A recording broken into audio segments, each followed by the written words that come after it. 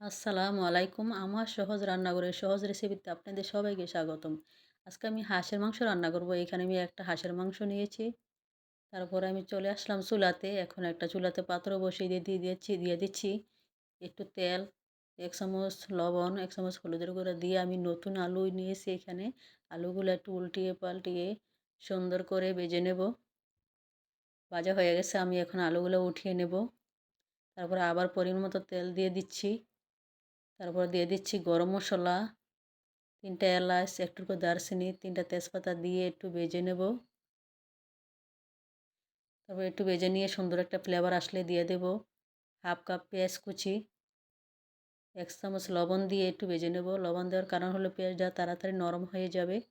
তারপর দিয়ে দিচ্ছি আদা বাটা চামচ ভর্তি করে ১ চামচ, রসুন বাটা চামচ ভর্তি করে ১ চামচ দিয়ে একটু ভেজে নেব। ভাজা হয়ে গেছে, এই পর্যায়ে একটু পানি দেবো যেন পেঁয়াজগুলো পুড়ে না যায়। তারপরে দিয়ে দিচ্ছি ১ চামচ হলুদ। তারপরে এখানে আমি যেহেতু হাঁসের মাংস রান্না করব, মরিচ গুঁড়ো একটু বেশি দেবো, ৩ চামচ মরিচের গুঁড়ো দিছি তারপরে দিয়ে দিচ্ছি ধনিয়া গুঁড়া ২ চামচ। তারপরে দিয়ে দিচ্ছি জিরা বাটা ২ চামচ।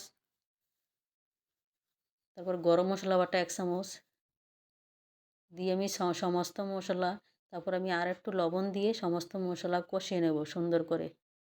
আর একটু পানি দিয়ে দিচ্ছি যেন কষানোটা ভালো হয়। আর কষানোটা ভালো হলেই তরকারিও খেতে মজা হয়। তারপর দিয়ে দিচ্ছি মশলাটা কষিয়ে যখন তেল বেশি আসছে, তারপরে হাঁসের মাংস ঢেলে দিয়ে দিছি। এখন মাংসটা দিয়ে আমি নেড়ে চেড়ে মশলার সাথে একটু মিশিয়ে নেব।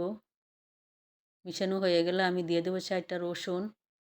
4টা রসুন দিয়ে আমি আবার একটু নেড়ে ছেড়ে উল্টিয়ে পাল্টিয়ে কষিয়ে নেব। তো এই পর্যায়ে আমি এখন ঢাকনা দিয়ে ডেকে কিছুক্ষণ কষিয়ে নেব। আর হাঁসের মাংস কষানোটা ভালো হলেই বেশি টেস্টি হয়। তারপরে দিয়ে দিচ্ছি ভাজা আলুগুলা দিয়ে আমি এখন উল্টিয়ে পাল্টিয়ে সুন্দর করে নেড়েচেড়ে আবার কিছুক্ষণ কষিয়ে নেব। কিছুক্ষণ কষানোর পর আবার ঢাকনা দিয়ে কষিয়ে নেব, যেহেতু হাঁসের মাংস অনেক বেশি সময় নিয়ে কষিয়ে নিতে হবে। তারপর ঢাকনা উঠিয়ে আমি এখন আবার নেড়েচেড়ে দেব। হাঁসের মাংস অনেক সময় নিয়ে কষিয়ে রান্না করতে হয়। তারপর দিয়ে দিছি ফুটান্ত গরম পানি।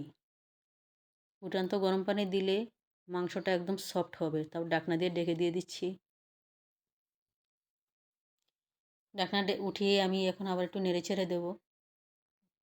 নেড়েচেড়ে দেখলাম তলানিতে লেগেছে কিনা, তারপর আবার ঢাকনা দিয়ে আমি কিছুক্ষণ জাল করে নিলাম।